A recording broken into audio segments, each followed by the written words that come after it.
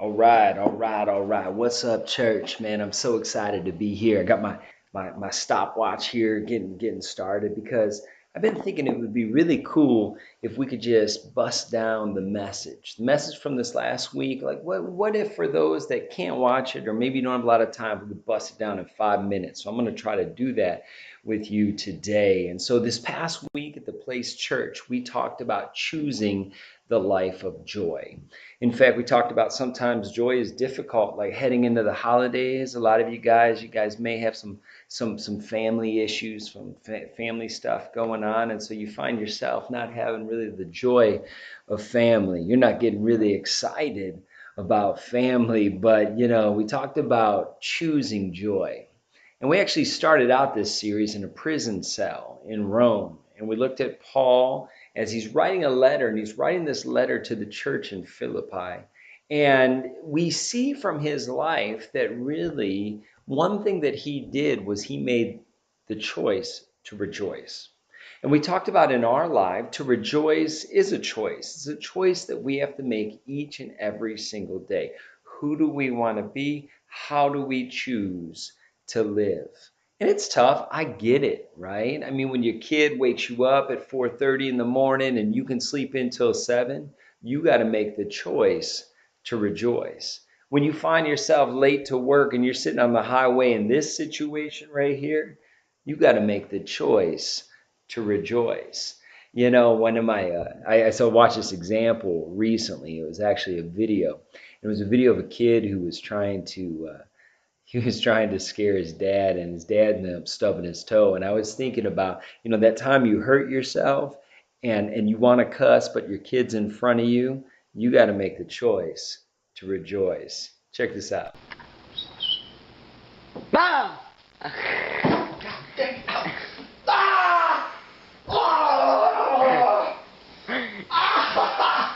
Did you stub your toe? Yeah.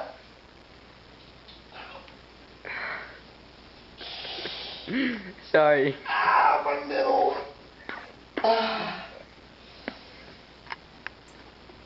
Look at that face. Because it ended up all right. You know that he was fine, but we got to make that choice to rejoice. Well, real quick, just want to talk about two ladies, right? I want to talk about two ladies. They're in the same family. You got an older lady and a younger lady. Let's start with the older lady. Her name, well, let's not get to her name. Let's talk about her situation first. She was well advanced in years. Here she was at an age of her life when she really wanted kids, was unable to have kids all the days of her life. And that made her really, really sad. And she could have been frustrated, but instead she chose to remain faithful. She stayed faithful to God and faithful to her husband. Her husband's name was Zechariah. He was a good guy. He really was. He had the same kind of desire in his heart, a desire to have kids. However, it never happened. Now, here he was. He was a priest, and so he's in the temple and he's serving in the temple, and he gets visited. He gets visited by an angel. It's absolutely this awesome part of the story. And when I hear that, I think about an angel. I mean, a lot of thoughts come to mind, like maybe the little baby in a diaper angel playing a harp, or maybe a little princess angel. But actually, from Scripture, we see a little bit more about what this angel was probably like. And it says this, Luke 1, 11, 12, and 13. There appeared to him an angel of the Lord standing on the right side of the altar of incense. And Zechariah was troubled when he saw him, and fear fell upon him. And the angel said to him, Do not be afraid, Zechariah, for your prayer has been heard, and your wife Elizabeth will bear you a son, and you shall call his name John.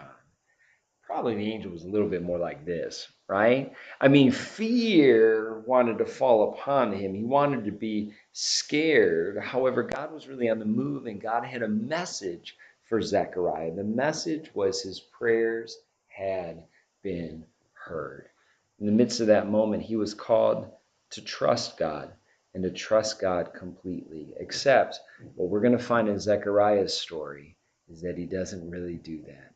And I want to encourage you, maybe you'd like to learn a little bit more. You can learn more on our website, wickenburgchurch.com, or you can just watch this message from this past week. I'm going to put a link right down here so you can link out. We'd love for you to stay engaged. And I hope you enjoyed just this few little minutes of the message from this past week.